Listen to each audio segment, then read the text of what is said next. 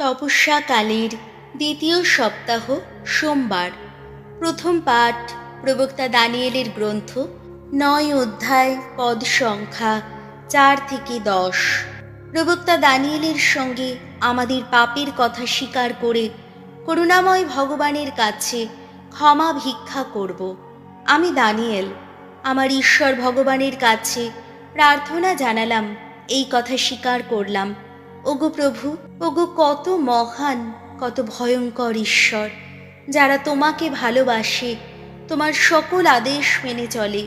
তুমি তো তোমার সেই সন্ধি পালন করে তাদের প্রতি নিত্য করুণা দেখিয়ে থাকো।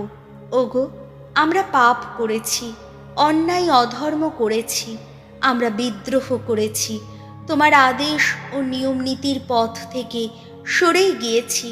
যারা আমাদের রাজাদের, নেতাদের ও পিতৃপুরুষদের কাছে, এই দেশের সমস্ত জনগণেরই কাছে তোমার নামে কথা বলেছেন, তোমার সেবক সেই প্রবক্তাদের কথাও আমরা শুনিনি। প্রভু, ধর্মময়তা তোমারই, আর মুখের লজ্জা তো আমাদেরই।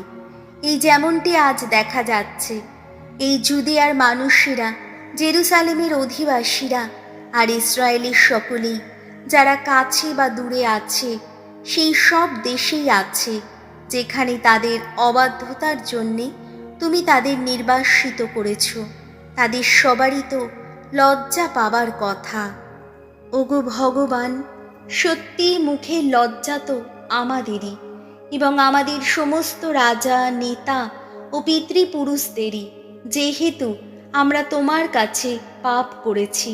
এদিকে দয়া করা আর ক্ষমা করার অধিকার শুধু আমাদের ঈশ্বর প্রভুরই আছে, যেহেতু আমরা তাঁরই বিরুদ্ধে বিদ্রোহ করেছি। আমাদের ঈশ্বর ভগবানের আহ্বান শুনতেই চাইনি আমরা। তাঁর সেবক প্রবক্তাদের মুখ দিয়ে তিনি যে সমস্ত বিধান বাণী আমাদের সামনে তুলে ধরেছেন, আমরা সে শব্দ মেনে চলিনি। প্রভুর বাণী, শাম সঙ্গীত, ধুয়ো। ওগো ভগবান, ক্ষমা করো, ক্ষমা করো। পিতৃপুরুষদের অপরাধে আমাদের অপরাধী করো না তুমি। ওগো প্রভু, আর দেরি নয়, এবার এসো, আমাদের করুণা করো, আমরা যে নিরাশায় ডুবে আছি। ধুয়ো। ওগো ভগবান, ক্ষমা করো, ক্ষমা করো। হে ত্রাণেশ্বর, আমাদের সহায় হও তুমি। প্রকাশ করো নিজের নামের মহিমা, আমাদের বাঁচাও তুমি। মোচন করো যত পাপ, আহা, প্রকাশ করো নিজের নামের গৌরব। ধুয়ো। ওগো ভগবান, ক্ষমা করো, ক্ষমা করো। ওগো বন্দীদের চাপা হাহাকার যেন তোমার কানে যায়। মৃত্যু যাদের সুনিশ্চিত, তোমার বাহু শক্তিতেই তারা যেন রক্ষা পায়।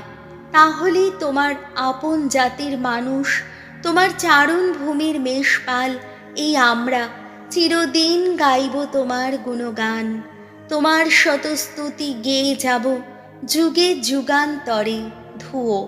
ওগো ভগবান, ক্ষমা করো, ক্ষমা করো। বাণী বন্দনা।